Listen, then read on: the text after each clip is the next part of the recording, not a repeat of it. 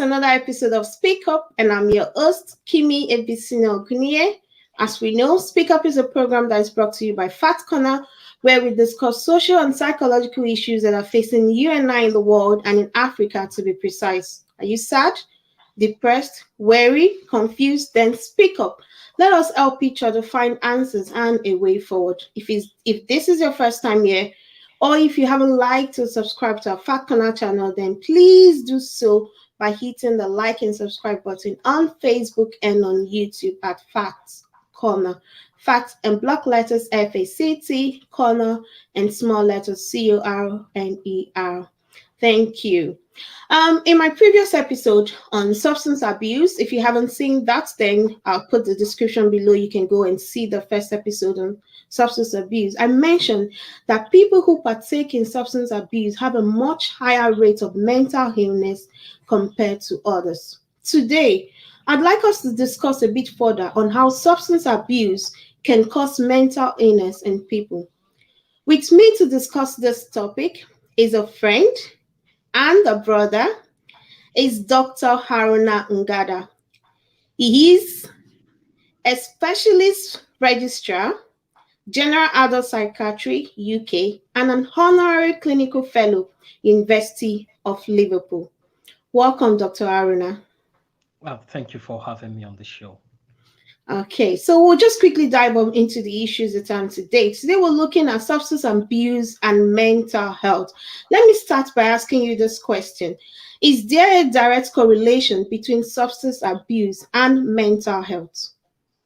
Okay, thank you. That's a very good question to start off on when we look at substance abuse in itself and mental health. I suppose before we go further, we'll sort of look at what substance abuse is generally. So that's when people take different kinds of substances, illicit substances, or even legal substances like, alcohol, and, misuse it to the point where it's affecting their lives, generally physical, social lives, and their maybe sort of work or school generally. So when you come to the question of, is there a link between substance abuse or substance misuse and mental health? And the answer would be yes. And we can look at it this way.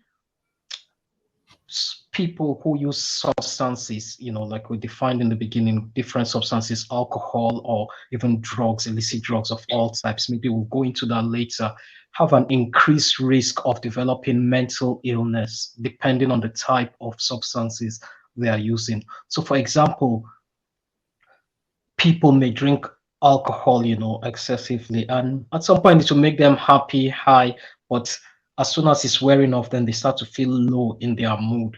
They start to feel depressed in that sense. And also other substances. And this can then become a pattern where they feel bad over something, then they drink or use a substance. And then when it wears off, then it makes them unwell. So that's what a substance like alcohol. Some set other substances, for example, like cannabis, cocaine, heroin, and things like that. When people use those, then they begin to have some abnormal experiences, like what we call psychosis. So they become paranoid, start believing people are after them, or start hearing voices. Unfortunately, people that use substances have a higher tendency to then develop these kind of psychotic illnesses.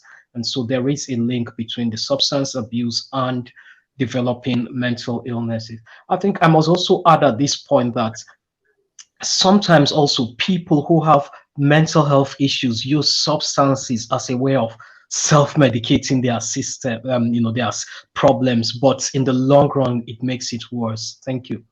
Oh, thank you so much. Thank you so much. So there is a link between mental illness and substance abuse. So how can substance abuse actually affect the mental health of an individual? I noticed you tried to hit a little bit on that. Can you just expatiate a bit more for us?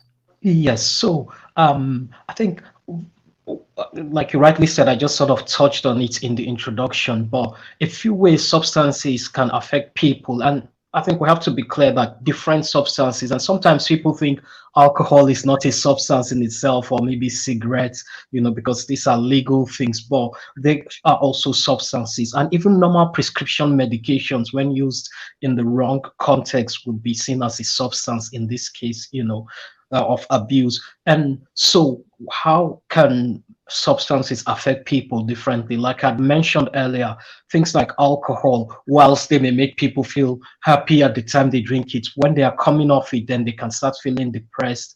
Anxiety is also another thing that we commonly see in people who use substances.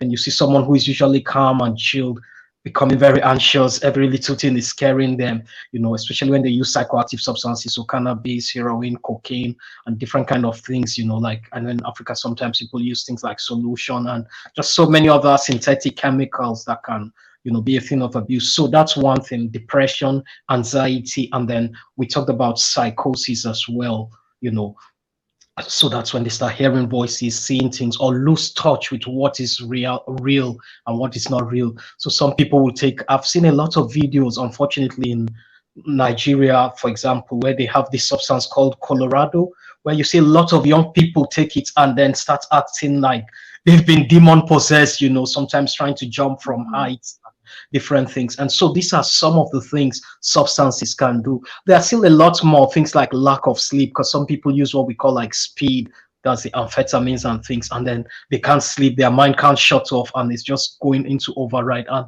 we all know that when you don't sleep, then it can have associated problems. So things like raised blood pressure as well, risk of developing strokes, heart attacks. So these are all issues that can be linked directly with using substances. So we have the physical health aspect, and then the sort of psychological or social aspect of, some of the problems that can result from using substances. Thank you. Oh, thank you so much. Initially, you mentioned how some people think that because of the mental issues, they actually start using substance, but in the long run, it's actually detrimental to them.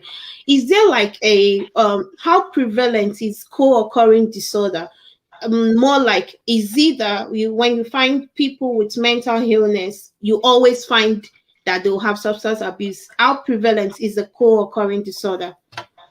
Okay, that's a very brilliant question, Well, I think there's also this saying we have in mental health or in psychiatry generally, like, which came first, the chicken before the egg? Did they have mental health problems and use the substances to try to help them reduce the symptoms, or did they generally have the psychotic or the whatever illness they had, and then or did they develop that illness as a result of using the substances abnormally or in quantities that they shouldn't be using? Because like I said earlier, some of the substances like alcohol and maybe cigarettes may be legal substances, okay? But coming to the question of how prevalent is it amongst people that use substances, I mean, coincidentally, I just did a study recently, a piece of research work, and we found that about, almost 40% of people with mental illness, were using one form of substance or the other. But if we include things like cigarettes, almost about 80% of this population group, this was a study we did in the UK, almost 80% of the population group were using one substance or the other, including cigarettes and alcohol. But when it comes to just pure substances like cocaine, cannabis, heroin, and things, we can see as high as up to 40%. So out of like 4 out of every 10 people with those mental health diagnoses were using one substance or the other. But generally, looking at maybe the prevalence, I mean, and it's worth saying that not everyone who abuses a substance may develop, say, a direct mental health problem. A lot of factors come into play, like the genes, the environment. Have they got this illness in their families? Because these are all things that can contribute to developing mental illness. But yes, the prevalence of mental illness developing in people who use substances is quite high, and it's something that is worth looking at. Thank you. Oh, thank you so much. And so I think from what you say, it feels like one can lead to the other, even though they don't necessarily come one together, but one of them can lead to the other. Is that what you're saying? Yes, that's generally what I'm saying. Yes. Okay, thank you so much, Doctor. Just as a final one, what advice do you have for people that are suffering from substance abuse and mental challenges as well? Do you have any final word of advice for them? What's the best way forward?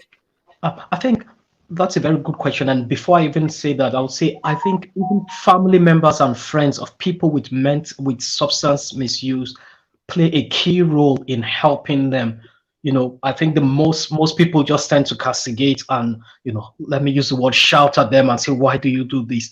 Without realizing they have a problem that needs a solution, because sometimes they don't even know it is a problem. So it's left for us as friends, family, the societies we belong to, church, mosque, whatever religious group, to come together and say, well, this person has a problem. How do we help you? Rather than saying, oh, you're useless, you're not good for anything. And then for the person using a substance, I think the first thing is for you to own up to it that you've got a problem. No one can sort of force treatment on people or chain you and stop you from using the substance, because as soon as they release you, you go back and use it. So you yourself have to realize and accept that you've got a problem. So I think that's the first step. And then secondly, seek help. People, especially in Africa, unfortunately, seem to be very stigmatized by going to see a psychiatrist or maybe neuropsychiatrist to say, look, I've got a problem with substance. But just look at it this way, like someone who's got diabetes or who's got a fracture would go to the doctor. That's the same way someone who's got substance misuse problem should go to see the doctor. We've got so many specialists in Nigeria and in Africa generally dealing with mental health and addiction. So go and see them. Or if you want to go through your religious leaders, because they are also aware that you can seek help both the spiritual way and medically. So my first advice would be friends and family, very important. And then the individuals suffering from this themselves need to own up to their illness and seek help. Don't be stigmatized. You have a great future ahead. Go and get help. As they say, the earlier the better. And have a problem share this, have the problem solved. So that's my advice to people. Thank you. Oh, thank you so much. It's been really enlightening for me. And just like Dr. Haruna said, please, friends and family, let us help each other. Let's look out for each other. Let's find a way to help these people. They have a problem. They need help. They don't need our castigation. They need our support. And for you, if you're suffering from it, own up to it. There's help out there. Whether you're in Africa, whether you're anywhere you are, there is help out there. And please, let's use up this help. Thank you once again for joining me. Thank you, Dr. Haruna. And like I always say, if you have any question or comment, please feel free to get in touch with us by sending us an email at info@factcorner.org or through a direct message on our Facebook page at factcorner.org. You can also put your comments in the comment section of this broadcast, and we'll come back another time. I might have Dr. Haruna once again or someone else to come talk to us about how we can actually treat them, what treatments are available. We've said help is available. We'll go in and discuss more what help is available. Until next time, speak up.